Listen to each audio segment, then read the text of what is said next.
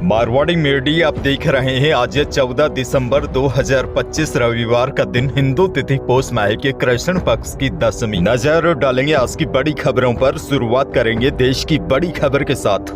बड़ी खबर, दुनिया के दिग्गज फुटबॉलर अर्जेंटीना के लियोनेल मेसी 3 दिन के इंडिया टूर पर है। मेसी 5:30 बजे हैदराबाद पहुंचे। मेसी के साथ उरुग्वे के स्ट्राइकर लुइस सुआरेज और अर्जेंटीना के मिडफील्डर रोड्रिगो डी पॉल भी आए हैं। तीनों फुटबॉलर सोल्ट लेक स्टेडियम पहुंचे, जहां उन्होंने फैंस से मुलाकात की। तीनों खिलाड़ी करीब 22 मिनट बाद ही वहां से निकल गए। इसके बाद फैंस ने स्टेडियम में ही बोतलें और कुर्सियां फेंकनी शुरू कर दी।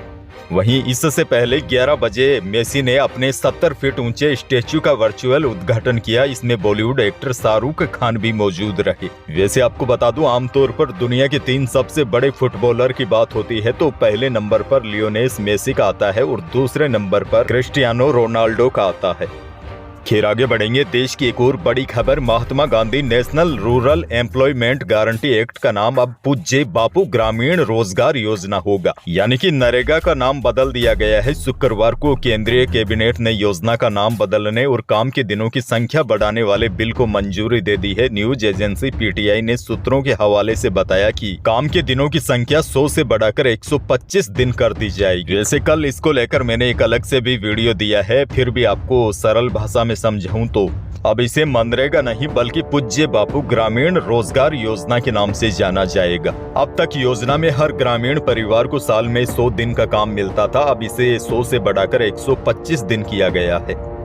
बहरहाल आगे बढ़ेंगे। राजस्थान से बड़ी खबर, राजस्थान के राज्यपाल हरिभाऊ बागड़े ने शनिवार सुबह राजस्थान जन विश्वास अध्यादेश 2025 को अपनी आधिकारिक मंजूरी दे दी है और अब यह कानूनी रूप ले चुका है। विधि विभाग की तरफ से अधिसूचना जारी होते हुए यह अध्यादेश राज्य के 11 कानूनों में मामूली गलतियों के लिए दिए गए जेल के प्रावधानों को खत्म कर देगा। यानी कि पहले छोटी सी गलती पर भी जेल हो जाती थी, लेकिन अब केवल जुर्माना यानी कि फाइन लगेगा, जेल नहीं होगी।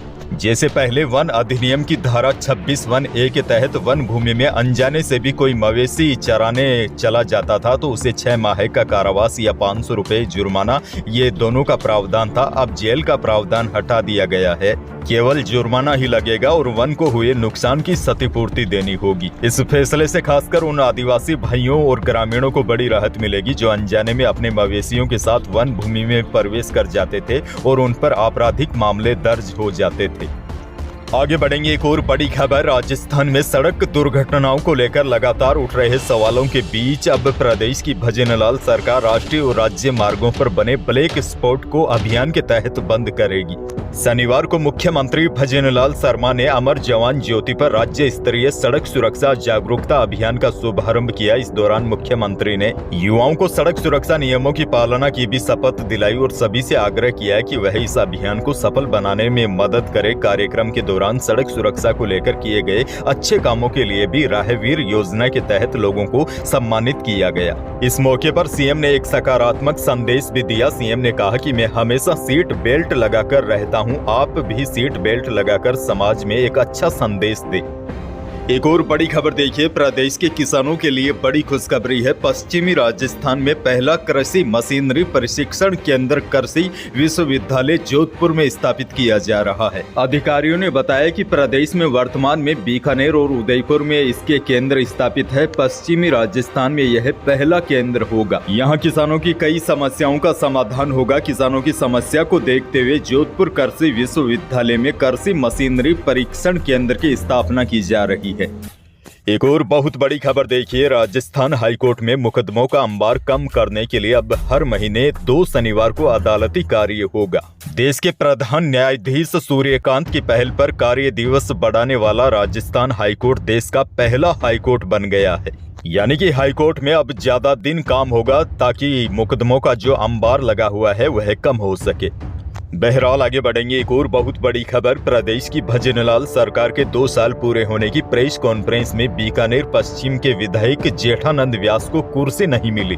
ऐसे में नाराज विधायक पूरी प्रेस कॉन्फ्रेंस में खड़े ही रहे। उन्हें कुर्सी ऑफर की तब भी वह नहीं बैठे। इसके बाद जैसे ही व्यास से मीडिया ने उनके शहर से नदारद रहने का सवाल किया तो वह भड़क उठे। दरअसल वहां विधायक व्यास पहले आए। विधायक व्यास के आने के बाद भी उन्हें कुर्सी नहीं दी गई। इस पर वह प्रभारी मंत्री के पीछे जाकर खड़े हो गए। हालांकि इस दौरान सिद्धि कुमारी ने उन्हें बैठने का इशारा किया, लेकिन उन्होंने मना कर दिया। जयपुर से बड़ी खबर, आयकर विभाग की 2 दिवसीय छापेमारी शुक्रवार रात को समाप्त हो गई, जिसमें जयपुर के वर्धमान ग्रुप से 4.20 करोड़ रुपए नगद मिले। रियल एस्टेट और शिक्षा क्षेत्र से जुड़े ग्रुप के 6 ठिकानों पर की गई इस कार्रवाई में करोड़ों रुपए कीमत के प्रॉपर्टी डॉक्यूमेंट भी जब्त किए गए। अब विभाग इन दस्तावेजों की गहनता से जांच में जुट गया है। दरअसल वर्धमान पर बड़े पैमाने पर टैक्स चोरी की आशंका जताई जा रही है। इससे पहले आयकर विभाग ने जब छापा मारा तो बड़ी रकम मिली, नोट गिनने के लिए मशीनें मंगवानी पड़ी। आगे बढ़ेंगे, एक और बड़ी खबर, राजस्थान के धार्मिक स्थलों की यात्रा के लिए अब लोगों को रोडवेज की अतिरिक्त बसों की सुविधा बहुत जल्द मिलने वाली है। रोडवेज बसों के बेड़े में 750 नई बसों का इजाफा होने वाला है। नई बसें मिलने पर यात्रियों को कम समय अवधि में निरंतर बसें मिल सकेगी। रोडवेज के बेड़े में 445 एक्सप्रेस बसें, 127 नॉन एसी, 10 एसी, 50 स्लीपर श्रेणी नॉन एसी और 25 एसी स्लीपर बसें शामिल होगी। इनमें से ज्यादातर बसें गोवर्धन जी, सालासर, बालाजी धाम, रामदेवरा, श्रीनाथ जी, श्रीकरणी माता, केला देवी माता के लिए ऐसी बसें शुरू की जाएगी। नई बसें मिलने पर धार्मिक स्थलों के लिए यात्रियों को बेहतर कनेक्टिविटी मिल सकेगी। एक और बड़ी खबर, भजनलाल सरकार के 2 साल पूरे होने पर प्रभारी मंत्री किरोड़ी लाल मीणा अलवर पहुंचे। इस दौरान किरोड़ी ने पत्रकारों से बातचीत में हनुमानगढ़ की घटना को लेकर किसानों को संदेश दिया है। उन्होंने कहा कि बातचीत से ही समस्या का समाधान निकलेगा। किसान अपनी जगह पर ठीक है, लेकिन उनको गलत तरह से उकसाया जा रहा है। उन्होंने पूर्व की गहलोत सरकार पर निशाना साधते हुए कहा कि कांग्रेस सरकार ने इस प्रस्ताव को मंजूर किया था, उस समय किसानों की सहमति नहीं ली गई थी और आज खुद वो लोग किसानों को उकसाने में लगे हुए हैं। कृषि मंत्री किरोड़ी लाल मीणा ने कहा कि 2022 में यह MOU हुआ था। 500 करोड़ रुपए का इन्वेस्टमेंट है। यह एशिया की सबसे बड़ी एथेनॉल फैक्ट्री है।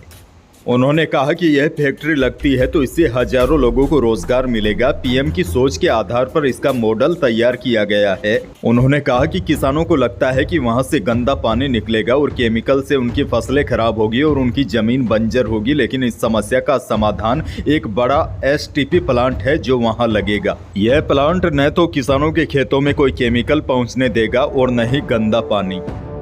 अच्छा, भीलवाड़ा से बड़ी खबर देखिए, शादी में आपने बैंड बाजा, घोड़े और लग्जरी गाड़ियों की बारात तो देखी होगी और यह बातें आम हो गई है, लेकिन भीलवाड़ा में कुछ अलग और रोमांचित कर देने वाला नजारा देखने को मिला। गंगापुर के लाखोला गांव में दुल्हा 7 सजी धजी नावों के काफिले में बारात लेकर तालाब के रास्ते निकला। डीजे पर नाचते गाते बाराती करीब 5 किलोमीटर का सफर तय कर दुल्हन के गाँव पहुँचे। लाखोला गाँव में मांगीलाल जाट के बेटे की 11 दिसंबर को हुई शादी में बारात निकालने का तरीका पूरी तरह अलग था।